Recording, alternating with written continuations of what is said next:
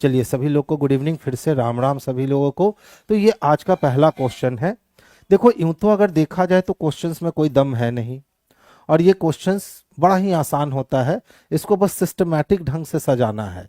तो जब आप इसको सिस्टमैटिक ढंग से सजाओगे तो या तो आप छोटे से बड़े की ओर जाओगे या तो आप बड़े से छोटे की ओर आओगे, दो ही ऑप्शन है। तो देखो तो सबसे पहले छोटा कौन होगा, तो कुटिया, यानी कि सर 1 नंबर।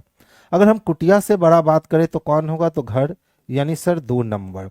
घर से बड़ा कौन होगा, तो सर बंगला होगा। और इन चारों में सबसे बड़ा कौन होगा, तो सर महल होगा। इसका मतलब है कि 1 2 4 3 चाहिए। अब देख लो 1 2 4 3 किस में दे रखा है, तो ऑप्शन नंबर 4 में दे रखा है मेरे बंधु, तो आंसर 4 हो जाएगा। राधे राधे सुनील जी। नेक्स्ट क्वेश्चन देखिएगा बच्चे, क्वेश्चन नंबर 2। ये भी सेम ही टाइप का क्वेश्चन है और कह रहा है कि सर इसको आपको सजाना है। तो जब हम इसको सजाने की कोशिश करेंगे तो देखिए सबसे पहले तो बिंदु आएगा, यानी 1 नंबर आएगा। अब बिंदु से बड़ा कौन होगा, तो बिंदु से बड़ा रेखा होगा, यानी 5 नंबर। रेखा से बड़ा एंगल बनेगा, यानी 4 नंबर। एंगल के बाद त्रिभुज बनेगा, यानी 2 नंबर। और त्रिभुज के बाद वर्ग बनेगा, यानी 3 नंबर। यानी 15 423 चाहिए, और 15 423 बच्चे ऑप्शन नंबर 4 में स्पष्ट रूप से देखने को मिल रहा है। तो आंसर हमारा ऑप्शन नंबर डी हो जाएगा। सुबोध कुमार जी खुश रहिए बच्चा, हमेशा आगे बढ़िए। अच्छा बच्चे देखिए, थर्ड क्वेश्चन की ओर रुक कर रहा हूं। थर्ड क्वेश्चन भी सेम ही टाइप का आज मैंने रखा है।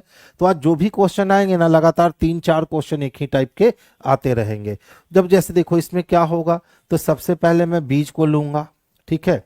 अब वो बीज बड़ा होकर के क्या बनेगा, तो सर पौधा बनेगा। उस पौधे में क्या लगेगा, तो सर फल लगेगा। और फल का प्रयोग हम किसके लिए करेंगे, तो भोजन के लिए, यानी भोजन सबसे अंतिम प्रोसेस हो गया। ACBD चाहिए हमें। ACBD ऑप्शन नंबर 3 में स्पष्टता दिख रहा है, तो आंसर हमारा ऑप्शन नंबर 3 हो जाएगा। सर मैराथन वीडियो लीजिए, फिगर सीरीज। अभी तो हाल फिलहाल में फिगर सीरीज की मैराथन सीरीज लिया था सुबोध, आप यूट्यूब पे ढूंढिएगा मिल जाएगा आपको, ठीक है। उसमें लगभग बहुत सारे मैं क्वेश्चंस करवाया था, सिर्फ फिगर काउंटिंग की, triangle counting, rectangle counting, circle counting, फिर जाकर आपका स्क्वायर काउंटिंग, ये बहुत सारे क्वेश्चंस हमने करवाए हैं और लगातार मैराथन था उसका। अच्छा नेक्स्ट क्वेश्चंस की ओर मूव करें। देखिए चौथा क्वेश्चन भी सेम है, वार्षिक, मासिक, साप्ताहिक, पारीक्षिक और दैनिक। तो सबसे पहले क्या आने वाला है, तो सर सबसे पहले तो दैनिक आएगा, यानी कि D नंबर आएगा। दैनिक से आगे जाएंगे तो बच्चे कौन आएगा, तो फिर साप्ताहिक आएगा, यानी E आएगा। साप्ताहिक के बाद मासिक, मासिक यानी कि C आएगा। मासिक के बाद वार्षिक और पाक्षिक। ये पाक्षिक क्या होता है रे, अच्छा पाक्षिक का मतलब एक पक्ष दो पक्ष, हर महीने के 2 पक्ष होते हैं ना। देखिए कितना खतरनाक वर्ड है पाक्षिक, ठीक है।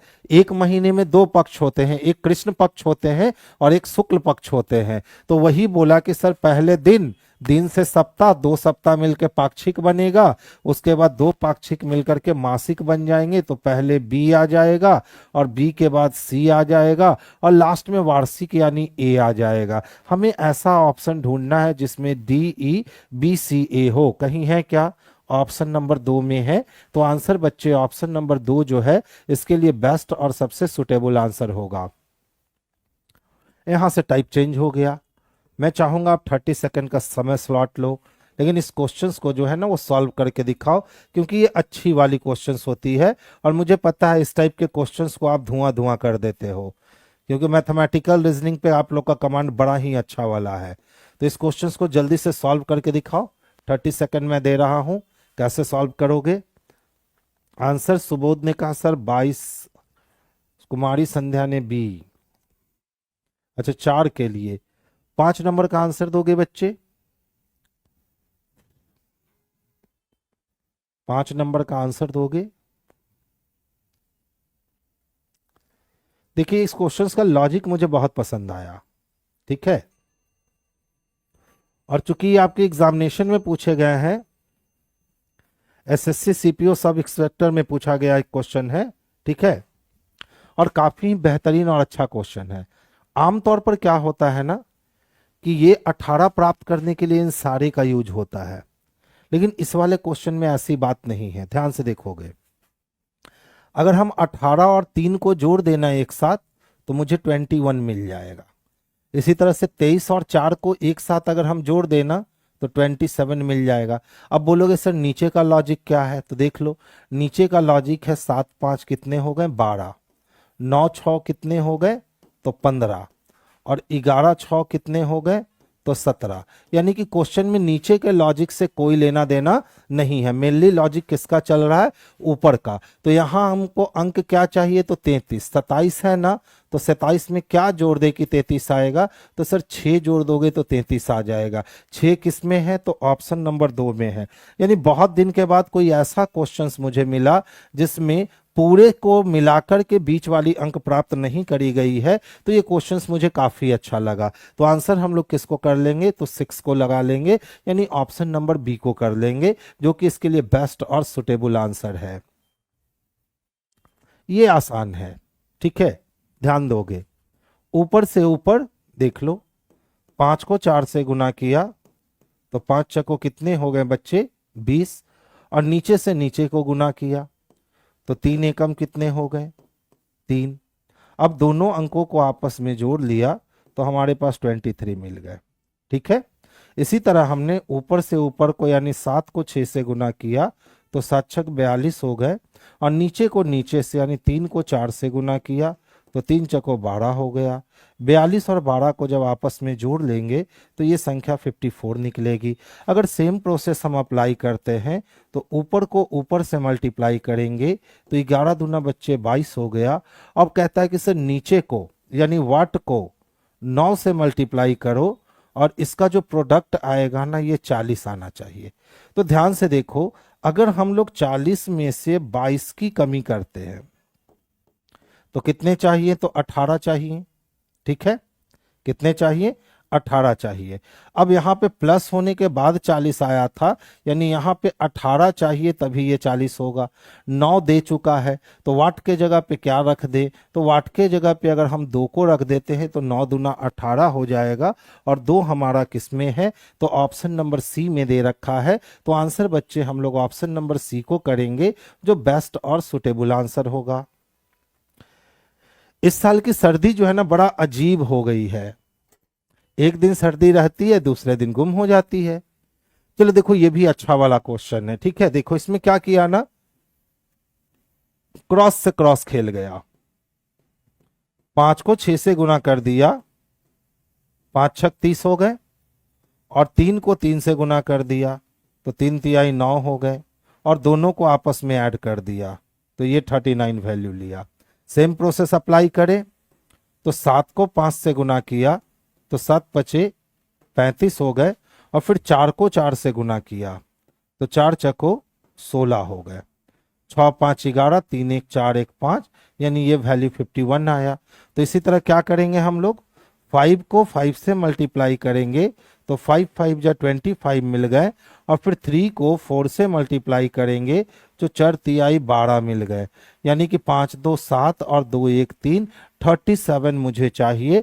37 जैसा कि ऑप्शन नंबर बी में हमें स्पष्ट रूप से दिख रहा है, तो आंसर हमारा बी हो गया। क्वेश्चन नंबर 5 में कुछ नहीं था बच्चे, बस ऊपर से ऊपर कर दिया गया था। देखिए 18 प्लस 3 वैल्यू कितना मिला 21। इसी तरह से 23 प्लस 4 वैल्यू कितना मिला 27। सेम प्रोसेस अप्लाई कर लो, 27 में कितना जोड़े, तो 6 जोड़ेंगे तो हमारा वैल्यू 33 मिल जाएगा ना, ठीक है। यही 6 यहां पे जोड़ देने पर ये वैल्यू पूरी की पूरी कंप्लीट हो जाती है, ठीक है।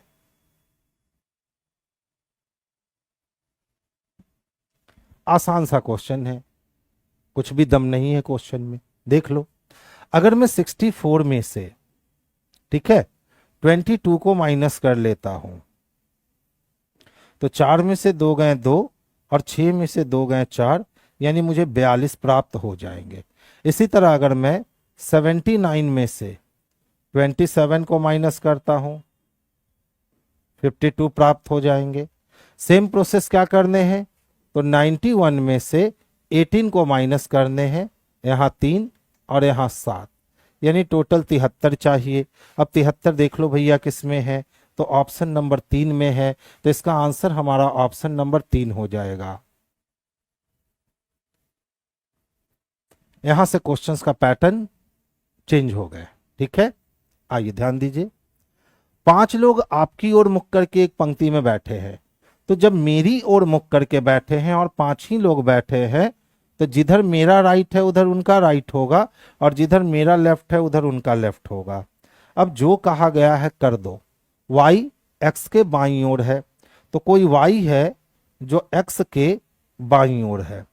फिर कहता है w z के दाईं ओर है, और कोई w है जो z के दाईं ओर है। v x के दाईं ओर है, v x के दाईं ओर है, और w y के बाईं ओर है, w y के बाईं ओर है। तो w तो z के दाईं ओर था ना, 1 2 3 4 5 लोग की व्यवस्था हो गई। तो पूछा सर बीच में कौन है, तो देख लो बच्चे बीच में y होगा, और y किस में दे रखा है बाबू, तो ऑप्शन नंबर 3 में दे रखा है। तो आंसर हमारा ऑप्शन नंबर 3 जो है बेस्ट और सुटेबल आंसर होगा। इसको लेवल 1 का सीटिंग अरेंजमेंट कहते हैं, ठीक है। तो धीरे धीरे हम लोग अपने सेशन में पहले लेवल 1 का सीटिंग अरेंजमेंट कमांड करेंगे, फिर लेवल 2, फिर लेवल 3, और लास्ट हम लोग लेवल 4 के सीटिंग अरेंजमेंट तक अपने सेशन में देखेंगे, ठीक है। देखिए ABCDE 5 स्कूल जिनका मुख उत्तर की ओर है, तो जब मुख उत्तर की ओर है इसका मतलब ये राइट हैंड है और ये लेफ्ट हैंड है। अब देख लो प्रश्न में क्या कहा गया, ए ई और बी के बीच में है, तो ई और बी के बीच में ए है, वाइस वर्सा केस जाएगा। ई डी के दाईं ओर है, अब जहां भी डी को रखेंगे उसके दाईं ओर किसको, तो ई को रखेंगे। यदि सी और डी दोनों छोर पर है, तो देखो सी और डी दोनों छोर पर है तो डी को इस छोर पे होना होगा। डी के जस्ट बाद कौन आया, ई के जस्ट बाद कौन आया, ए के जस्ट बाद कौन आया, बी। 4 लोग हो गए, और सी को भी बोला छोर पे है तो सी इस छोर पे आ गया, और हमारे पांचों के पांचों कंप्लीट हो गए। अब कहता है तो सी के बाईं ओर कौन सा स्कूल है सर, तो सी के बाईं ओर आने पे बच्चे बी मिलेगा, और बी किस में है, तो ऑप्शन नंबर 4 में दे रखा है। तो आंसर हम लोग ऑप्शन नंबर डी को करेंगे, ठीक है। नेक्स्ट क्वेश्चंस की ओर मूव करता हूं। देखिए अब कहता है सर 6 व्यक्ति ABCDEF 2 पंक्ति में बैठे हैं, प्रत्येक में 3 है। अब 2 पंक्ति की बात कर ले तो प्रत्येक पंक्ति में कितने लोगों को बैठने हैं, तो 3-3 लोगों को। ये रहा राइट हैंड, ये रहा लेफ्ट हैंड, ये रहा राइट हैंड, और ये रहा लेफ्ट हैंड। अब प्रश्न में जो कहा गया है वो काम कर दो। कहता है यदि ई किसी सिरे पर नहीं है, यानी कि ई की बात करें तो ई कहाँ नहीं होने वाला है, तो ई कभी भी कोने पे नहीं होने वाला है। डी एफ के बाईं को दूसरा है, किसी लाइन पे रख लो, तो मान लो जहां एफ को रखेंगे उसके बाएं पहला नहीं दूसरा कौन होगा, डी होगा। तो 3 घर नीचे कैप्चर हो गया ना, तो उसी समय 3 घर ऊपर कैप्चर करवा लो। अब कहता है सी ई का पड़ोसी है। अच्छा बताओ सी को ई को कोने पर नहीं ना रखना है, तो ई को कोने पे नहीं रखना है तो ई यहां भी नहीं जाएगा, यहां भी नहीं। और सी को बोला कि ई का पड़ोसी है, तो ई को यहां रखेंगे तो सी को रख नहीं सकते हैं, इसका मतलब ई को हमें यहां रखना होगा, और या तो सी यहां है या तो सी यहां है, 2 कंडीशन है। आगे चल दो। और डी के विकर्णगत सामने बैठा है, और किसके लिए, तो सी के लिए, तो डी के विकर्णगत सामने कौन बैठा है, सी बैठा है। अब कहता है बी एफ का पड़ोसी है, तो बी जब एफ का पड़ोसी है तो बी को यहां आना होगा, तो अब इकलौता बच गया, ए को यहां रख लो। प्रश्न पूछ लिया गया बी के सामने कौन है, तो बी के सामने बच्चा ई है, और ई किस में है बाबू, तो ऑप्शन नंबर 2 में है। तो आंसर भी हम लोग बच्चे ऑप्शन नंबर 2 को कर लेंगे। अब देख लो कितना आसानी से बनने वाला सेटिंग अरेंजमेंट था, तो इसको भी हम लोग लेवल 1 का ही सेटिंग अरेंजमेंट मानेंगे। अभी तक हमने लेवल 2 का सेटिंग आपको नहीं दिखाया है। देखिए बच्चे ये प्रश्न जो है ना रैंकिंग सेक्टर से है। एक कक्षा में सफल हुए लड़कों की सूची में राजन का स्थान 11वां है, और नीचे की ओर से वो 31 है। तो 31 और 11 जोड़ दिए 42, 42 में से एक घट गया 41, यानी टोटल सफल लोगों की संख्या कितनी है 41। 3 लड़कों ने परीक्षा नहीं दी, तो 41 और 3 कितने, तो 44, और एक फेल हो गया, तो 44 और एक कितने 45। तो पूछ रहा है कि कक्षा में कितने बच्चे हैं, तो कक्षा में कुल 45 बच्चे हैं। एकदम मुजवानी बनाने वाला क्वेश्चन था, इसमें कुछ भी करने की जरूरत नहीं थी। अब देख लो क्या कहता है, बच्चों में सफल बच्चों की एक पंक्ति में, ठीक है, राजन का स्थान 11 है, 11 है, किसका स्थान, फिर कहता है और नीचे से वो 31 नंबर पे है। एक ही व्यक्ति का पोजीशन ऊपर से भी मालूम और नीचे से भी मालूम, तो टोटल इक्वल टू हो जाएगा ऊपर प्लस नीचे -1। तो ऊपर से कितना है 11, नीचे से कितना 31 और -1, तो 11 और 31 हो गए 42 -1 41। टोटल लोग कितने, तो सफल मिला कितना 41। अब देखो 3 लड़कों ने परीक्षा नहीं दिया, तो परीक्षा नहीं देने वालों की संख्या 3, और एक क्या कर गया, तो एक फेल कर गया। इन सबको जोड़ लो, टोटल मिल जाएंगे। तो 41 और 3 44, 44 और एक कितने 45। यानी अगर हम लिखकर बनाते हैं तो समय थोड़ा सा अधिक लगता है, और बिना लिखे बनाते हैं तो समय बड़ा ही कम लगता है। तो कोशिश करो कि रैंकिंग के प्रश्न को लिखने की जरूरत नहीं है, बिना लिखे हुए भी आप सॉल्व कर सकते हो।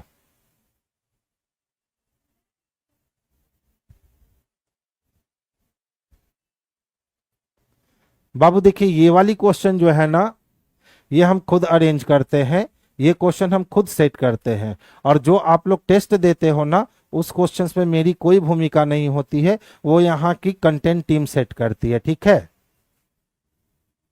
नेक्स्ट वन देखो। अब देखो भैया ये भी रैंकिंग का प्रश्न है, लेकिन हाइट वेट लेंथ अरेंजमेंट है। क्या कहता है, कितने मित्र हैं, 5 मित्र हैं। लंबाई में एस के से छोटा है लेकिन आर से लंबा है। तो लंबाई में अगर हम एस की बात करें ना, तो के से तो छोटा है सर, लेकिन आर से क्या है बाबू, तो लंबा है। एम सबसे लंबा है। तो जब 5 लोगों की ही बात हो रही है, और इस 5 लोगों में एम के बारे में बतला दिया गया बच्चे कि सबसे लंबा है। ए लंबाई में के से थोड़ा कम और एस से थोड़ा लंबा है, यानी ए को के और एस के बीच में रखना है। तो एक लोग को यहां देख लिए, 4 लोग को यहां देख लिए, यानी दूसरे नंबर पे के को आना होगा, तीसरे नंबर पे ए को, चौथे नंबर पे एस को, और 5वें नंबर पे आर को आना होगा। और ये अरेंजमेंट हमारा एक अटेम्प्ट में बन करके कंप्लीट हो जाएगा। जय श्री राम पंकज जी। क्या पूछता है, यह बताएं कि वो कौन सा व्यक्ति है जिससे 2 व्यक्ति लंबे और 2 व्यक्ति छोटे हैं। तो यही वो व्यक्ति है जिससे 2 व्यक्ति लंबे भी हैं और 2 व्यक्ति छोटे भी हैं। तो आंसर हमारा ए होगा, जैसा कि ऑप्शन नंबर 4 में हमें स्पष्टता देखने को मिल रहा है। कब से चालू है, एग्जैक्ट 8 बजे आज स्टार्ट हो चुका है। हाँ ये क्वेश्चन देखिए अच्छा है, ठीक है, लॉजिकल रीजनिंग का हिस्सा है, और समझने की कोशिश करोगे प्रश्न को। सर बैच का कितना प्राइस है, ऑफलाइन में तो फी 2200 के आसपास है, लेकिन ऑनलाइन में फी 5 या 600 के आसपास होगी। देखिए अयोध्या का विवाद 350 वर्षीय पृष्ठभूमि वाला है, यानी वो कथन कह रहा है कि अयोध्या का जो विवाद चल रहा था ना, जो अभी देखोगे राम मंदिर बन गया है, वहां राम मंदिर और बाबरी मंदिर मस्जिद के बीच में 350 सालों से विवाद चल रहा था। तो वही कहता है कि अयोध्या का विवाद 350 वर्षीय पृष्ठभूमि वाला है, जो अल्पकाल में यानी कम समय अवधि में, अल्पकाल का मतलब होता है मिनिमम ड्यूरेशन, यानी कम समय अवधि, कम समय अवधि में हल नहीं हो सकता है।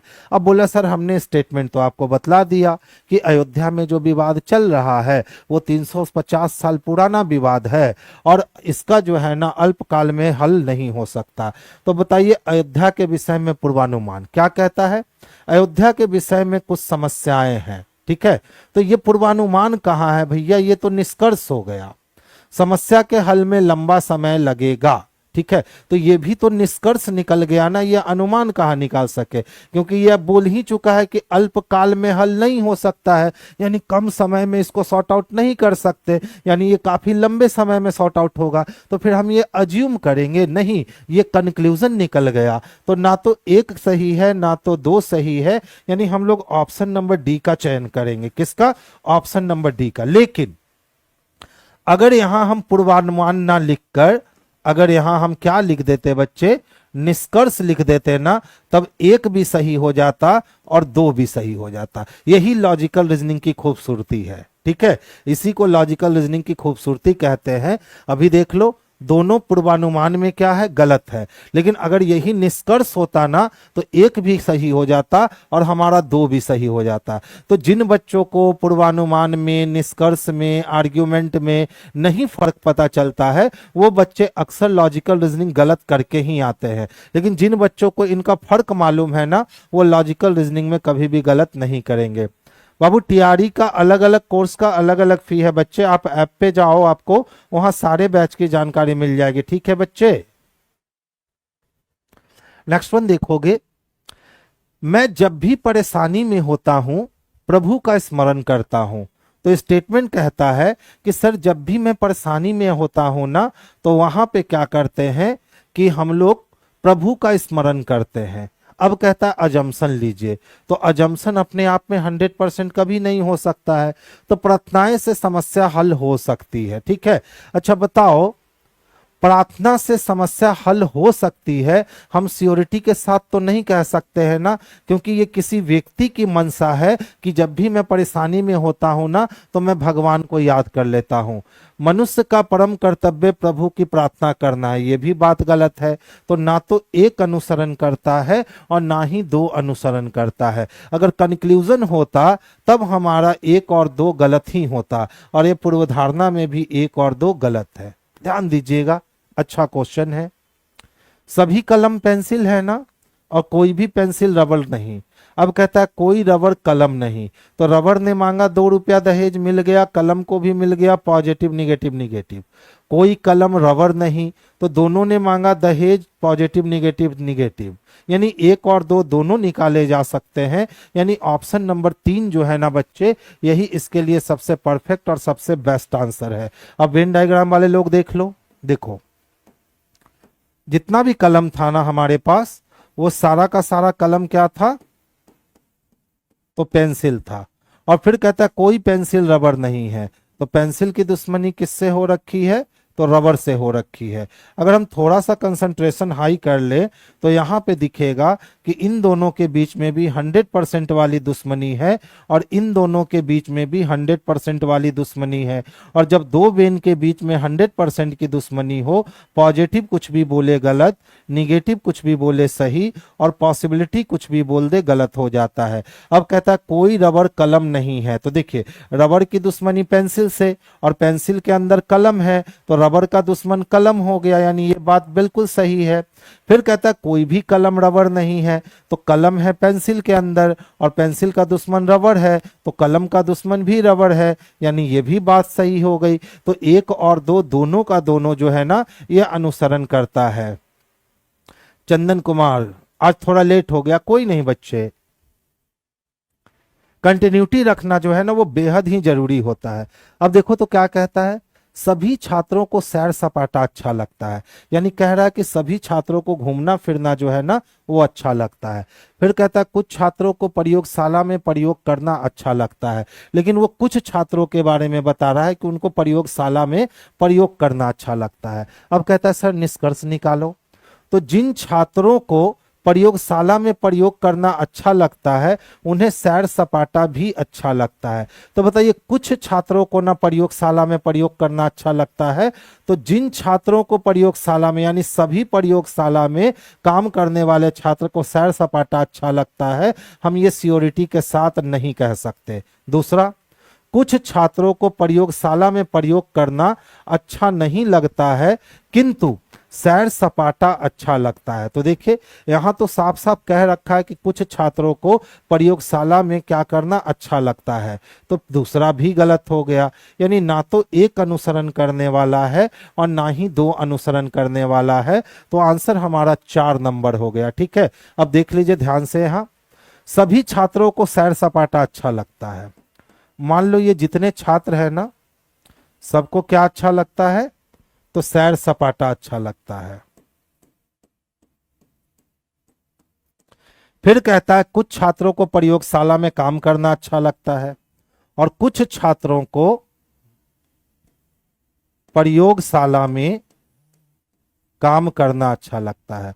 अगर इसका वेन बनाएंगे यही वेन बनने वाला है। अब देख लो क्या कहता है, जिन छात्रों को प्रयोगशाला में प्रयोग करना अच्छा लगता है उन्हें सैर सपाटा भी अच्छा। हो हम यहां नहीं सेंस ले लिए थे ना। जिन छात्रों को, नहीं रे ठीक है, जिन छात्रों को प्रयोगशाला में अच्छा लगता है उनको है सैर सपाटा भी अच्छा लगता है। तो देखिए प्रयोगशाला का ये, अब इतने छात्रों को प्रयोगशाला में अच्छा लगता है।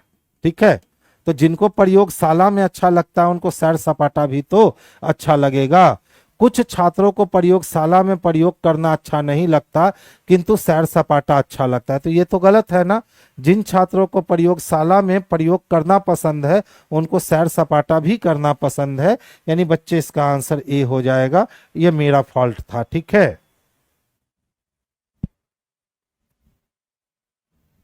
चलिए आइए देखिए ध्यान से। कहता है निम्नलिखित संख्या अनुक्रम में कितने जीरो हैं जिनके बाद में सम संख्या यानी इवन नंबर चाहिए तथा पहले ऑड नंबर।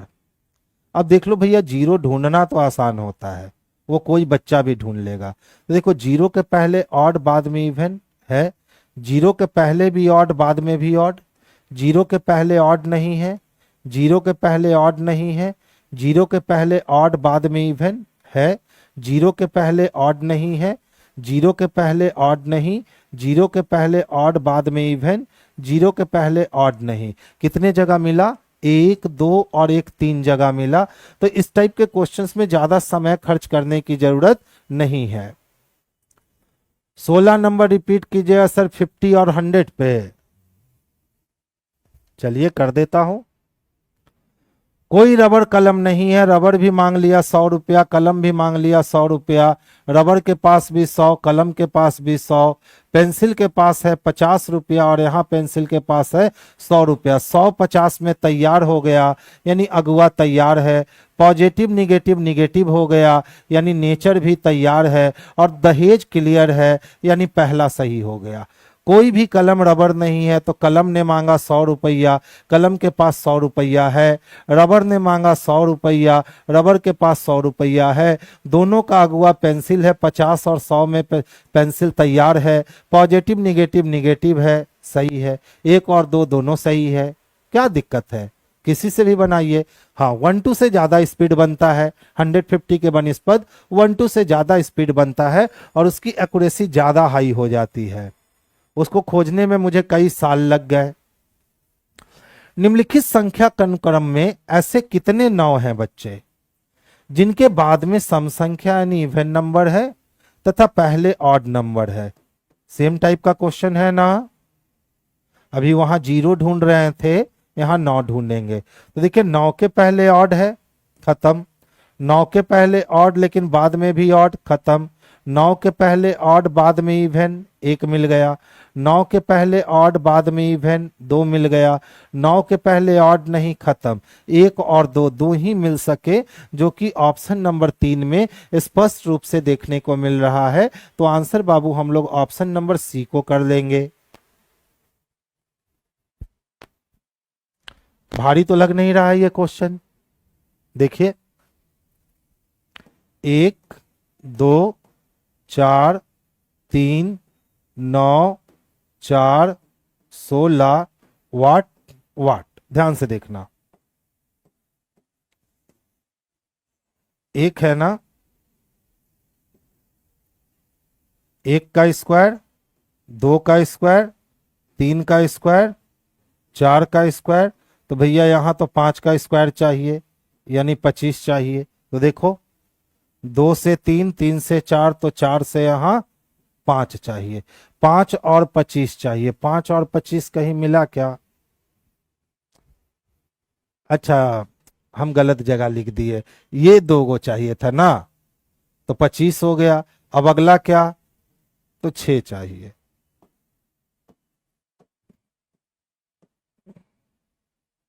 25 और 6 चाहिए। Option number 3। ऑप्शन नंबर कितना है? 3 है। अच्छा, मेरे क्लास का नोटिफिकेशन नहीं आ रहा है बच्चा। अब नोटिफिकेशन की जरूरत कहाँ रही? मैं तो रेगुलर हूं और कंटिन्यू मंडे टू फ्राइडे आपको 8 बजे से 8:05 तक देखने को मिल ही जाता हूं। तो नोटिफिकेशन आए चाहे नोटिफिकेशन नहीं आए, माइंड मेकअप कर लो, Monday to Friday Amit sir जरूर आएंगे। जिस दिन नहीं आएंगे उस दिन मैसेज जरूर पहुंचवा देंगे। ये माइंड मेकअप कर लो कि मंडे टू फ्राइडे मैं आपको यूट्यूब पे शाम को 8 बजे रात में मिल ही जाऊंगा। चलिए देखिएगा ध्यान से, क्या है? 1.2.3.14, फिर से 5 कॉमा। अच्छा देख लो, सब कॉमा है जी। 1,2,3,14,5,34,7,2,2। पूछा क्या है भैया? वाट का साइन तो कहीं दिखा नहीं है। देखिए, इसका निर्देश गायब कर दिया गया है। देख लू थोड़ा, 3 के बाद एक, 1, 2, 3, 4, 5, 6, 7।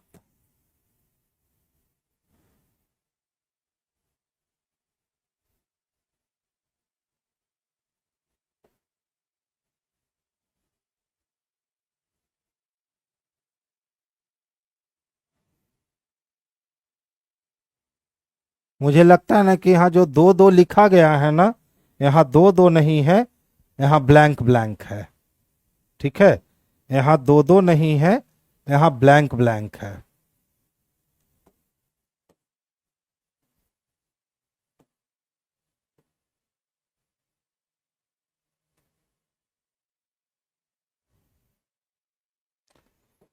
ध्यान देना, अच्छा वाला क्वेश्चन है, लॉजिक मिल चुका है। देखो, 1, 2, 3, 4 का स्क्वायर -2, फिर 5, 6 का स्क्वायर -2। तो 1, 2 का स्क्वायर -2, 3, 4 का स्क्वायर -2, 5, 6 का स्क्वायर -2, 7। तो अब यहाँ चाहिए 8 का स्क्वायर -2, यानी ये हो जाएगा 62। और फिर यहाँ चाहिए मुझे कितना? 9। ऑप्शन नंबर डी, यहाँ 62 और यहाँ 9। अच्छा वाला क्वेश्चन था, बिल्कुल अच्छा वाला क्वेश्चन था। आज 38 क्वेश्चन है, बहुत बढ़िया। चलिए देखिए ध्यान से। हाँ, एक घड़ी में 7:30 का समय दिख रहा है।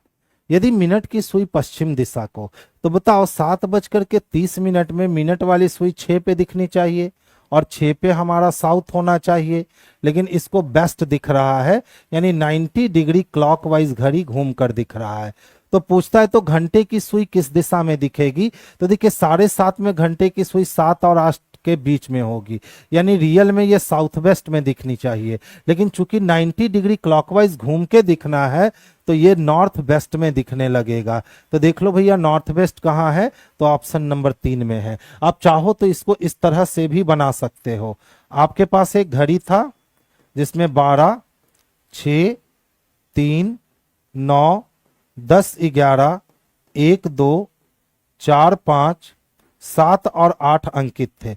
अब समय कितने हो रहे हैं, तो 7:30 हो रहे हैं, यानी मिनट वाली सुई एग्जैक्ट 6 पे होगी, लेकिन घंटे वाली सुई 7 और 8 के बीच में होगी। अब कहता है कि सर मिनट वाली सुई जो है ना वो वेस्ट में दिख रही है, तो जब ये पश्चिम है तो ये पूरब होगा, पूरब से क्लॉकवाइज चलने पे साउथ आया और एंटी क्लॉक चलने पे नॉर्थ आया। तो अब बताओ घंटे वाली सुई यहाँ है ना, तो ये वाली डायरेक्शन किसके बीच में आएगी, तो ये वाली डायरेक्शन नॉर्थ वेस्ट के बीच में आएगी। तो इसको बनाने के यही दो तरीके हैं, या तो आप क्लॉक बना लो और उसके अनुसार डायरेक्शन सेट कर लो, तब भी आपके बन जाएंगे, या तो आप रियल वाले डायरेक्शन से उस वाले डायरेक्शन को मिला लो कि आगे जा रहा है कि पीछे जा रहा है, क्लॉकवाइज घुमा कर दिया कि एंटी क्लॉकवाइज घुमा कर दिया। तो हमने यहां देखा कि 7:30 में मिनट वाली सुई 6 पे होगी सर, और 6 पे दक्षिण होता है, लेकिन वो पश्चिम कह रहा है, यानी 90 डिग्री क्लॉकवाइज घुमा रखा है। तो 7 और 8 के बीच में सुई होने का मतलब साउथ वेस्ट होगा, और 90 डिग्री क्लॉकवाइज घुमाएंगे तो नॉर्थ वेस्ट हो जाएगा। तो हमने डायरेक्ट आंसर लगा लिया नॉर्थ वेस्ट, यानी हमें ये घड़ी बनाने की जरूरत नहीं पड़ी। तो वो तभी संभव है जब आप एंगल क्लियर कर चुके हो गए ना, तो आपको ये घड़ी बनाने की कतई जरूरत नहीं पड़ने वाली है। 50 मिनट पहले 4:45 हो रहे थे, तो 6 बजने में कितना मिनट है। अच्छा बताओ, 50 मिनट पहले अगर 4:45 हो रहा था, इसका मतलब है कि इसमें हम 50 मिनट जोड़ देंगे। तो 50 मिनट जैसे ही जोड़ेंगे तो 5:35 होने लगा। ठीक है, 4:45 में 50 मिनट जोड़ दिए तो कितना बज गए, तो 5:35 बज गए। अब पूछता है 6 बजने में कितना बाकी है, तो जब 5:35 हो रहा है तो 6 बजाने के लिए हमको 25 मिनट और लगेंगे। यही 25 मिनट बाकी है जो ऑप्शन नंबर 3 में स्पष्टता हमें देखने को मिल रहा है। तो आंसर बच्चे हम लोग ऑप्शन नंबर सी को करेंगे। देखिए डी का आंसर डी लगा रही है बच्चा, तेरा स्पेलिंग में डी है इसीलिए डी लगाएगी। स्पष्ट कर ले, 4:45 कब हो रहा था, 50 मिनट पीछे, तो 50 मिनट बाद तो 5:35 होगा, और 6 बजाने के लिए हमको 25 मिनट और चाहिए। तो आंसर हमारा बाबू ऑप्शन नंबर सी हो जाएगा रे। देखिए ध्यान से समझिएगा, ये सारे डायरेक्शन के क्वेश्चन जो है ना, ये लगभग 99% केस में मुजवानी ही बन जाते हैं, पेन उन उठाने की जरूरत नहीं पड़ती है। ठीक है, तो देखो क्या कहता है।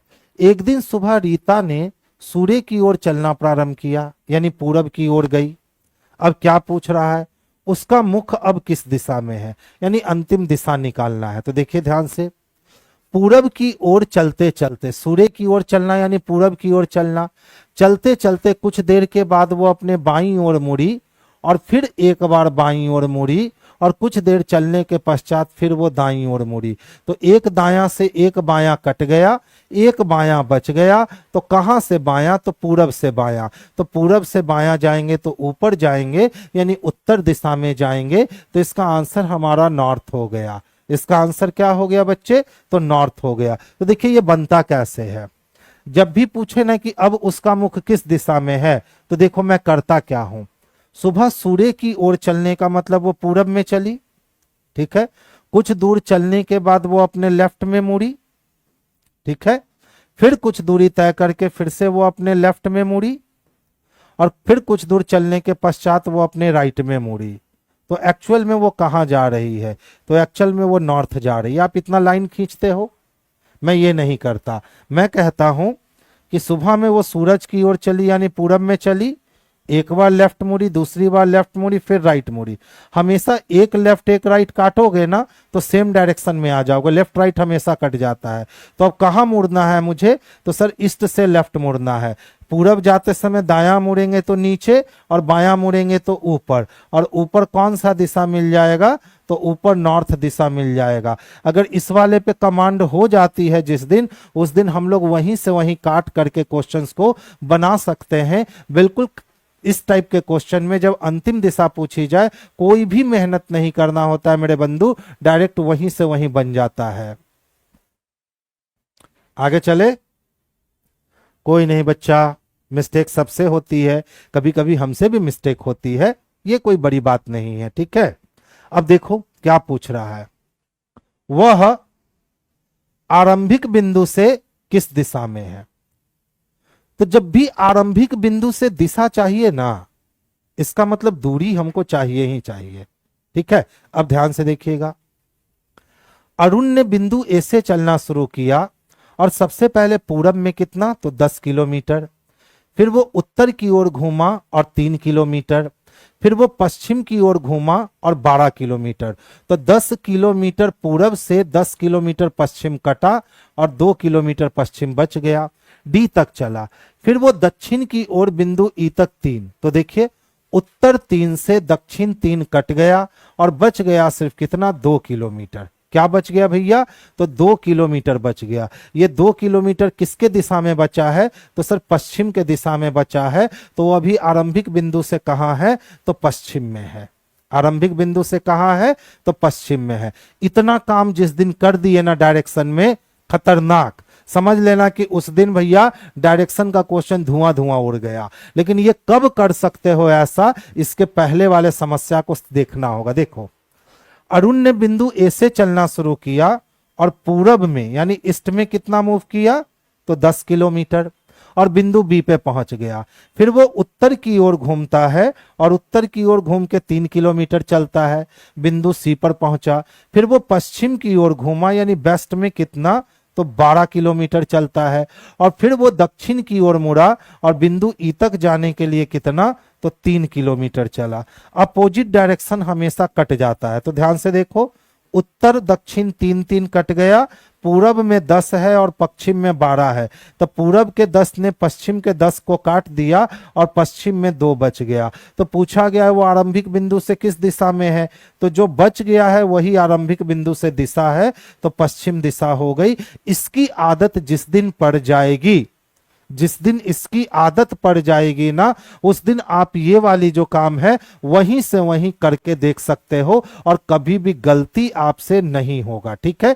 अब देखिए ध्यान से, बिंदु ए से चला और 10 किलोमीटर चला पूरब में, फिर उत्तर की ओर घूम गया और 3 किलोमीटर चला, फिर बिंदु सी पर पहुंच के वो पश्चिम की ओर मुड़ा और 12 किलोमीटर चला। ए बिंदु से 10 किलोमीटर पूरब गया, फिर उत्तर में वो 3 किलोमीटर गया और इसके बाद यहां से पश्चिम की ओर मुड़ करके वो 12 किलोमीटर गया, ठीक है। और फिर वो दक्षिण की ओर मुड़ता है और 3 किलोमीटर चल के ई बिंदु पे आता है। अब प्रश्न पूछे जा रहे थे वो आरंभिक बिंदु से किस दिशा में है, तो देखिए इसका आरंभिक बिंदु यही था ना, तो यहां से अंतिम बिंदु पहुंचने के लिए उसको बेस्ट में सफर तय करना होगा। यही हम लोगों ने आंसर बेस्ट निकाला। तो इतना करने से अच्छा है कि आप ये कर लो, और जब इसकी आदत हो गई ना, तो फिर आप डायरेक्ट वहीं से वहीं क्वेश्चंस को सॉर्ट आउट कर दोगे, आपको कुछ करने की जरूरत नहीं पड़ेगी, ठीक है। देख लो क्या पूछ रहा है, तब अंतिम स्थिति में उस आदमी का मुख किस दिशा में होगा। अब ये नहीं पूछ रहा है, अब पूछ रहा है कि अंतिम स्थिति में यानी जिस समय वो इंड करेगा उस समय उसका मुख किस दिशा में है। तो जब अंतिम दिशा पूछी जाए तो राइट लेफ्ट काट करके एकदम ऐसे ही खत्म कर दो। एक आदमी स्थान से 4 मीटर उत्तर चला, फिर वो पहला टर्न बाएं लिया, 6 मीटर चलने के बाद दाएं चला, दाएं बाएं कट गया। 3 मीटर चला, वहां से दाएं चला, 4 मीटर चलने के बाद आधा घंटा सुस्ताने के बाद उसी दिशा में 2 मील चला, इसके बाद फिर दाएं मुड़कर 1 मील चला। तो उत्तर से 2 बार दायां, तो कल बताया था 2 बार दायां या 2 बार बायां जस्ट अपोजिट हो जाएगा। तो उत्तर का अपोजिट क्या हो जाएगा, तो दक्षिण हो जाएगा। यानी अभी उस व्यक्ति का मुख जो है ना वो दक्षिण की ओर है, तो आंसर हमारा साउथ हो जाएगा। अच्छा बताओ कितना समय लगा, कोई समय लगा क्या डायरेक्शन बनाने में? तो आप इतना बिल्कुल कर सकते हो डायरेक्शन के साथ, और इस कंडीशन से डायरेक्शन को बनाओगे तो बहुत आसानी से बनेगा। देख लो, सबसे पहले मैं नॉर्थ में चला था, पहला टर्न हमारा लेफ्ट था, दूसरा टर्न हमारा राइट था, तीसरा टर्न हमारा राइट था, 4 मील चलकर आधा घंटा सुस्ताया, फिर उसी दिशा में 2 मीटर चला, इसके बाद फिर मैं दाईं ओर मुड़ करके चल गया और रुक गया। एक राइट एक लेफ्ट कैंसिल। नॉर्थ से मुझे 2 बार राइट मुड़ने हैं, तो नॉर्थ से 2 बार राइट मुड़ूंगा तो साउथ में आऊंगा। डायरेक्ट आंसर आ गया। अब ये जो डायरेक्शन खींचते हो आप, ये खींचने की कतई कोई जरूरत नहीं है। देखिए ये इंटरेस्टिंग वाला क्वेश्चन है, मजा देगा। अक्सर ऑड मैन आउट क्या होता है ना, कि हम लोग छोटी छोटी कमियों का, नीतीश जी बहुत देर से एक ही मैसेज कर रहे हैं, सर LPCB2 का सेट खरीदना है, इमेज वाला एक भी क्वेश्चन नहीं खुलता है, 100 में 10 सेट मिला है, उसमें भी ऐसा प्रॉब्लम है। LPCBT2 में इमेज वाला क्वेश्चन नहीं खुलता है ना। अच्छा चलिए, मैं कल इसकी चर्चा टेक्निकल टीम के साथ करता हूं कि नीतीश जी का एक समस्या है। 1 मिनट रुक जाइएगा।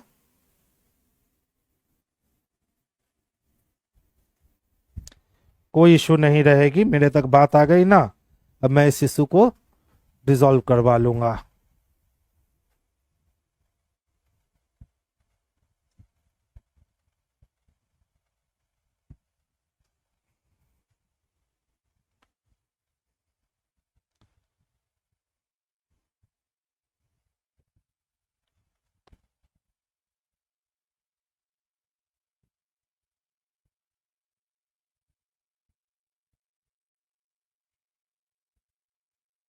ठीक है बच्चे, आगे चलूं?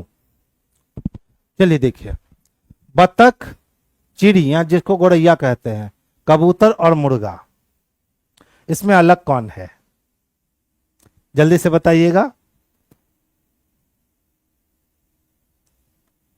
क्वेश्चन कैसे नहीं दिख रहा है? इतना स्पष्ट तो क्वेश्चन दिख रहा है। देखिए स्कोर पॉइंट जी को क्वेश्चन ही नहीं दिख रहा है। मनीष पांडे जी ने कहा सर A नंबर होगा। बिल्कुल सही है मनीष जी। देख लीजिए बच्चे, सारे तो पक्षी ही है ना, लेकिन इसमें जो है ना बतख अलग है। क्यों? बतख इकलौता है जो पानी में तैर सकता है, लेकिन चिड़िया, मुर्गा और कबूतर पानी में नहीं तैरते हैं। ठीक है, तो आंसर क्या हो गया बच्चे इसका? तो A नंबर हो गया, यानी बतख सर अदर से डिफरेंट होगा। अच्छा ये वाली क्वेश्चन, जनवरी मार्च जुलाई सितंबर, ये तो आप लोग सब बना लोगे, मुझे यकीन है। जल्दी से बनाकर दिखाओ। जनवरी जुलाई मार्च सितंबर, अलग कौन है? जनवरी जुलाई मार्च सितंबर, अलग कौन है?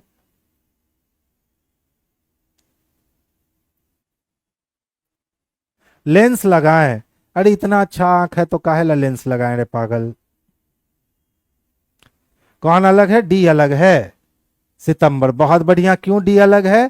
क्योंकि सारे जो है ना वो 31st डे के मंथ है। जनवरी भी 31 दिन का, जुलाई भी 31 दिन का और मार्च भी 31 दिन का। लेकिन अगर हम सितंबर की बात करते हैं ना बच्चे, तो सितंबर 30 दिन का महीना होता है, इसीलिए ये अदर से क्या है बाबू? तो डिफरेंट है। नेक्स्ट वन देखोगे, चश्मा, कृत्रिम दंतावली, बैसाखी और प्लास्टर। चश्मा, कृत्रिम दंतावली का मतलब हो गया जो हम लोग नकली दांत लगाते हैं ना वो, बैसाखी और प्लास्टर। इस चारों में डिफरेंट कौन है? Which one is odd man out? कौन अलग है? PDF आज नहीं आया है बच्चे। अब अदर लोग बताइए, तो PDF आज गया है क्या? क्योंकि सकीना जी को आज PDF नहीं मिला है। बाकी लोग बताइए, तो PDF सही में नहीं गया है आज का? अगर नहीं गया होगा तो आज मैं वहां जाके डांट सुनाने वाला हूं। तो बच्चे कमेंट करके बताइएगा PDF समय से गया। ठीक है, डी नंबर इसका आंसर है। देखिए अंजय जी कह रहे हैं सर बी होगा। देखिए बाबू, चश्मा का प्रयोग हम तब करेंगे ना जब हमारी आंखें खराब हो जाएगी। कृत्रिम दंतावली हम तब लगाएंगे जब हमारा दांत खराब हो जाएगा। बैसाखी का प्रयोग हम तब करेंगे जब हमारा टांग खराब हो जाएगा। लेकिन प्लास्टर, इसका प्रयोग तब करेंगे जब कुछ टूट फूट जाएगा उसको ज्वाइन करने के लिए। तो कौन अलग है? तो प्लास्टर अलग है। देखिए चंदन कह रहा है PDF मिला है, स्कोर पॉइंट जी कह रहे हैं PDF मिला है। ठीक है, बच्चा तेरे को कैसे नहीं मिला रे पीडीएफ? पीडीएफ कहां से मिलेगा? ये नवीन सर के टेलीग्राम चैनल से मिलेगा। ठीक है, नवीन सर के टेलीग्राम चैनल को ज्वाइन कर लीजिए, प्लेटफॉर्म बाय नवीन कुमार सिंह ज्वाइन कर लीजिए। वहां पे आपके टेलीग्राम चैनल पे पर डे जो है ना वो पहले पीडीएफ चला जाता है, और जब मैं क्लासेस खत्म कर देता हूं ना तो उसके बाद फिर बोर्ड पीडीएफ भी आपके पास चले जाते हैं। तो वहां से आप अपने आप को कनेक्ट कर लीजिए, आपके पास पीडीएफ भी पहुंच जाया करेगा बच्चे, और बोर्ड पीडीएफ भी पहुंच जाया करेगा। ये कोई बड़ी बात नहीं है। अभी भी सकीना कह रही है नहीं मिला है सर, और संध्या कह रही है मिला है। मैक्सिमम लोग बोल रहे हैं मिला है, तो बच्चा हम यही मानेंगे कि मिला है। ठीक है, ऑनलाइन में कब मिलेगा सेट? जनवरी से स्टार्ट हो जाएगा कुंदन, सीबीटी 2 के लिए। अच्छा ये देखो तो, बकरा शेर घोड़ा और गाय, ये तो आसान है। बकरा शेर घोड़ा और गाय, चारों में डिफरेंट कौन है? जल्दी से बताइएगा।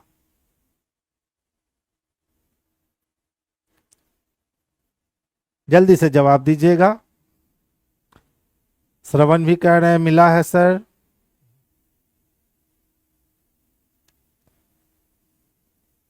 दीपा का आंसर सबसे पहले आया बी। बहुत बढ़िया बच्चे, बिल्कुल शेर अलग है, क्योंकि सारे के सारे जो है ना वो शाकाहारी पशु हैं, लेकिन शेर जो है ना वो मांसाहारी पशु है। अब इसको बनाकर दिखाओ। 7 star 7 equal to what? Answer दीजिए। 31 का आंसर क्या होगा? एकदम जल्दी से। ऐसा क्वेश्चन किस एग्जाम में पूछेगा? रेलवे, एसएससी, सारे में पूछता है।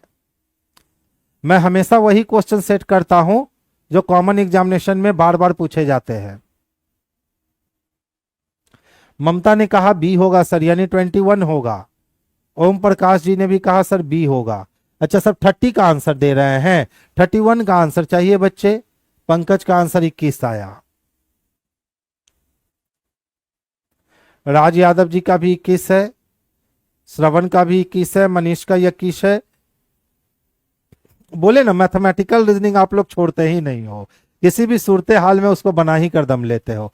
देखो तो क्या है हमारे पास, 3 स्टार 4 है ना, तो पहले 3 को 2 से गुना किया, 3 दूना 6 हो गए, और प्लस 4 कर दिया, तो 6 4 कितने हो गए भैया? तो 10 हो गए। इसी तरह हमारे पास क्या है, 5 स्टार 8 है ना, तो 5 को 2 टाइम मल्टीप्लाई किया, तो 5 दूना 10 हो गए, और इसमें 8 को जोड़ दिया, तो 10 और 8 कितने हो गए? 18 हो गए। हम सेम प्रोसेस अप्लाई करते हैं। 7 स्टार 7 है, तो पहले 7 को हमने 2 गुना कर लेने हैं, तो 7 दूना 14 हो जाएंगे, और इसमें हमें 7 को ऐड कर लेने हैं, तो 14 7 21 हो जाएंगे। यानी जिन बच्चों ने 21 यानी ऑप्शन नंबर 2 जवाब दिया ना, उन सारे बच्चों के आंसर बिल्कुल सही थे। बहुत बढ़िया। इसका जवाब दो। जब आप लोग जवाब देते हो ना मुझे बड़ा अच्छा लगता है। इसका जवाब दो। ये तो एकदम हलवा वाला क्वेश्चन है। देखिए 6 लाइन सेगमेंट का मिलकर बना 6, 3 लाइन सेगमेंट से 3, 5 लाइन सेगमेंट से 5, 4 लाइन सेगमेंट से 4। लेकिन देख लो इस वाले के लिए 8 है और इस वाले के लिए 10 है। अब ध्यान से देखना, इस वाले के लिए कितना है? तो सर 8 है, गुना ट्रायंगल के लिए कितना है? तो 3 है, और यहां डिवीजन है। इस वाले के लिए कितना है? तो सर 4। ये वाले को सॉल्व करना है, तो 8 तिहाई कितने हो गए? तो 24, और बटा कितना? 4, तो आ गया कितना? 4 6 24। 6 कहने का मतलब कौन सा sign? Hexagon. Option number A. भारी था क्या? आगे चल रहा हूं।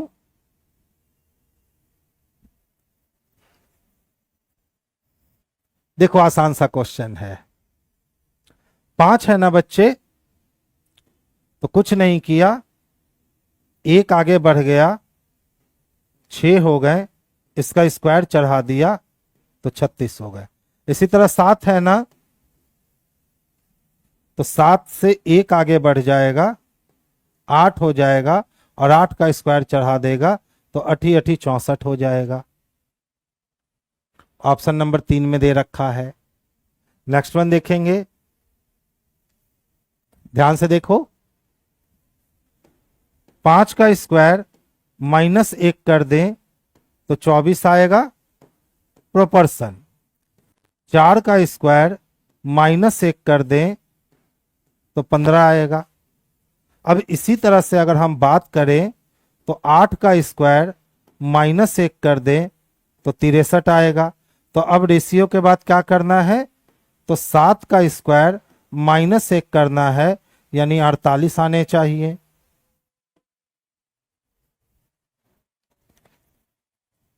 ये सब एनालॉजी के क्वेश्चन बहुत पूछे जाते हैं, बहुत ही पूछे जाते हैं।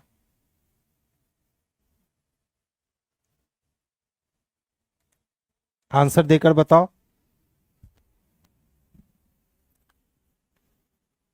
200 का संबंध 25 से है तो 300 का संबंध किससे होगा?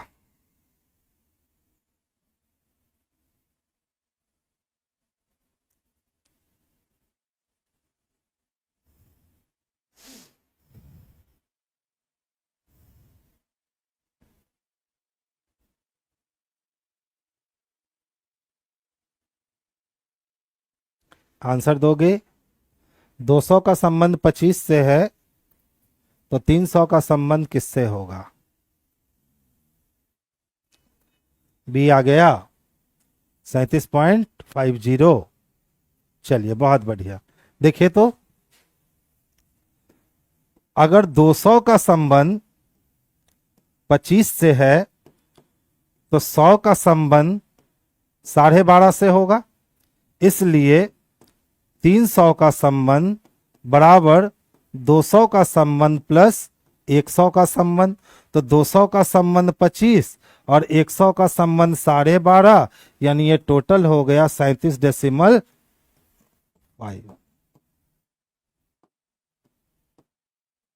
Option number B. सभी बच्चे के आंसर सही थे, ऑप्शन नंबर बी। अच्छा, बटा 8 कर दिया, ठीक है, वैसे भी कर सकते हैं। अगर 200 को लें और बाई 8 कर दे तो 25 बार में कट जाएगा। तो इसी तरह से अब अगर हम 300 को लें और 8 से भाग दें तो सबसे पहले तो 8 तिहाई 24 हो गया। अब 8 तिहाई 24 निकल गए तो 60 बच गए, तो 8 सती 56 हो गया, 4 बच गए, 8 5 40 हो गया, तो 37.5 हो गया। बात तो दोनों सेम ही हो गए। आगे चलता हूं। देखिए, एक है ना, तो एक में 5 जोड़ दिया, 6 हो गए, और 6 का स्क्वायर कर दिया तो 36 लिख दिया गया। इसी तरह से क्या है, तो 02 है, 2 में 5 जोड़ दिया गया, 7 हो गए, 7 का स्क्वायर कर दिया गया, 49 हो गए। ऑप्शन नंबर बी आसानी से बनने वाला क्वेश्चन था। मंडे का क्वेश्चन इससे थोड़ा टेढ़ा होगा, ध्यान से देखिएगा। पश्चिम को उत्तर पूरब लिखने का मतलब है क्लॉकवाइज डायरेक्शन में 135 डिग्री घुमा देना। तो दक्षिण को जब हम क्लॉकवाइज 135 डिग्री रोटेट करवाते हैं तो हम नॉर्थ वेस्ट में पहुंच जाते हैं, और नॉर्थ वेस्ट किस में है, तो ऑप्शन नंबर ए में है, आप देख सकते हो। पश्चिम को उत्तर पूरब कहा गया है, यानी 135 डिग्री घुमा दिया गया है। इसी तरह से अगर हम दक्षिण को 135 डिग्री घुमाएंगे तो हम नॉर्थ वेस्ट में पहुंच जाएंगे। तो आंसर हमारा उत्तर पश्चिम हो जाएगा, जो कि ऑप्शन नंबर ए में स्पष्ट रूप से देखने को मिल गया है। सर, रेलवे का एग्जाम हो गया है अब बीएससी। अच्छा बताइए, आज जितना भी क्वेश्चन दे रहे हैं एसएससी को मिलाकर दिए हैं ना? पिछले क्लास में अगर आप जाओगे, हाँ बच्चे खुश रहिए, पिछले क्लास में आप जाओगे तो पिछले क्लास में हम लोगों ने क्या देखा था, रेलवे के भी कुछ क्वेश्चंस कॉम्बिनेशन में थे और एसएससी के भी कुछ क्वेश्चन जो थे वो कॉम्बिनेशन में थे।